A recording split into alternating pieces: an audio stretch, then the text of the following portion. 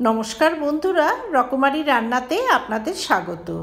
আজকে আমি তৈরি করেছি দারুণ সুস্বাদু বেগুনের ভর্তা। রান্নাঘর থেকে খুব তাড়াতাড়ি ছুটি পেতে হলে চটজলদি এই বেগুনের ভর্তাটি বানিয়ে ফেলা যায়।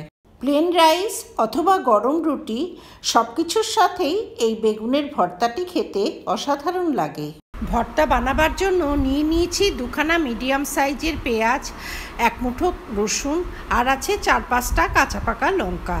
বেগুনের ভর্তা বানাবার জন্য নিয়েছি দুখানা বেশ বড় সাইজের বেগুন আর আছে দুখানা টমেটো। বেগুনগুলো পরিষ্কার করে ধুয়ে নিয়েছি। এবার এতে ছুরি দিয়ে একটা কাট লাগিয়ে নেব। তারপর এই কাটা অংশটার মধ্যে ভরে দিলাম রসুন ও পাকা লঙ্কা।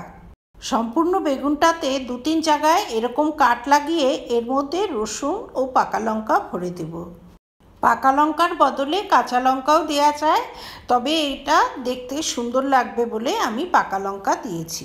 আমি বেগুনের ভেতরে একটু বেশি পরিমাণে রসুন ভরে দিয়েছি, এতে ভর্তাটা খেতে খুব ভালো লাগবে। দুটো বেগুনই এভাবে রসুন ও লঙ্কা ভরে পোড়ানোর জন্য রেডি করে নিয়েছি। আমি কালো বেগুন দিয়ে ভর্তা বানিয়েছি, তবে সাদা বেগুন দিয়েও এভাবে ভর্তা বানানো যায়। এরপর বেগুনগুলোর গায়ে একটু সর্ষের তেল মাখিয়ে নেব। এতে পোড়ানোর পর বেগুনের খোসাটা খুব সহজেই উঠে আসবে। দুটো বেগুনে খুব ভালোভাবে তেল মাখিয়ে নিয়েছি। বেগুনগুলোতে তেল মাখিয়ে নেবার পর টমেটোগুলোতেও সামান্য পরিমাণে তেল মাখিয়ে রেখে দিলাম। এবারে বেগুনগুলোকে পোড়ানোর জন্য গ্যাসে একটা নেট বসিয়ে দিলাম। এরপর এই নেটের উপরে বেগুনটা দিয়ে দিলাম। একখানা টমেটো বেগুনের সঙ্গে একই সাথে পুড়িয়ে নেব। টমেটোর পাশে জায়গা থাকাতে আরও একটা টমেটো এতে দিয়ে দিলাম। গ্যাসের ফ্লেমটা মিডিয়ামে রেখে বেগুন ও টমেটো এইভাবে পুড়িয়ে নিচ্ছি। মাঝে মাঝে বেগুনটাকে একটু উল্টে দিতে হবে। ঘুরিয়ে ঘুরিয়ে বেগুনের চারিদিক সমানভাবে পুড়িয়ে নিতে হবে। টমেটোগুলোকেও একই সঙ্গে উল্টে পাল্টে দেব। কিছুক্ষণ পর বেগুনের ওপরের স্কিনটা পুড়ে নরম হয়ে গেছে। হাই হিটে এই বেগুন পোড়ানো যাবে না, তাহলে বেগুনের বাইরের দিকটা খুব তাড়াতাড়ি পুড়ে যাবে আর ভেতরের দিকটা সেদ্ধ হবে না।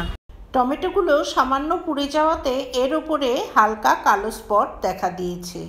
বেগুনটাকে মাঝে মাঝে একটু প্রেস করে দেখে নিতে হবে যে সব দিক সমানভাবে পোড়ানো হয়েছে কিনা বা বেগুনটা ঠিকমতো সেদ্ধ হয়েছে কিনা।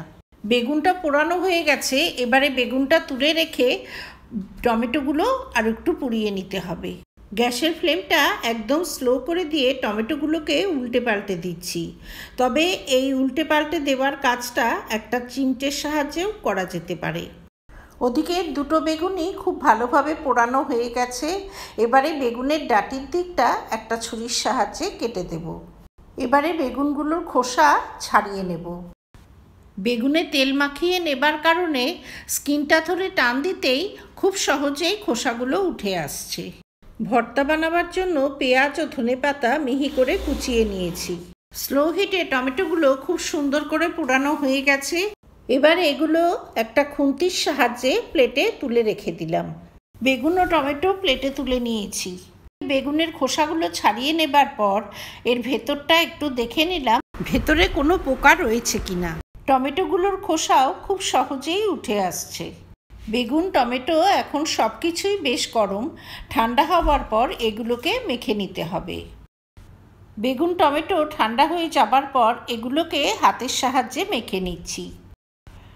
লঙ্কা রসুন সমস্ত কিছুই খুব সুন্দর সুসিদ্ধ হয়ে গেছে। বেগুন কিন্তু পুড়িয়ে নেবার পর কোনো মতেই ধোয়া যাবে না, তাহলে এর স্মোকি ফ্লেভারটা নষ্ট হয়ে যাবে। এবারে এতে অ্যাড করে দেব পেঁয়াজ কুচি। ধনেপাতা কুচিটাও একই সঙ্গে অ্যাড করে দিতে হবে। অ্যাড করে দেব 1 চামচ কাঁচা সর্ষের তেল।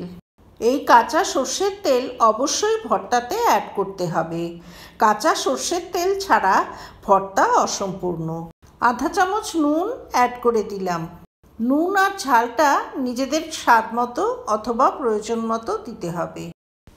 এবারে বেগুন টমেটো সমস্ত কিছু খুব সুন্দর করে মেখে নিতে হবে। এই মাখার কাজটা হাত দিয়েই করতে হবে। সমস্ত বেগুন টমেটো পেঁয়াজ ধনেপাতা খুব সুন্দর করে মেখে নিয়েছি। এই ভর্তা দেখতে যেমন লোভনীয়, খেতে কিন্তু তেমনি সুস্বাদু। আমার এই রেসিপি যদি ভালো লাগে তবে ভিডিওটিতে লাইক করবেন, শেয়ার করবেন। ভবিষ্যতে আরও রেসিপির জন্য আমার চ্যানেলটি সাবস্ক্রাইব করার অনুরোধ রইল।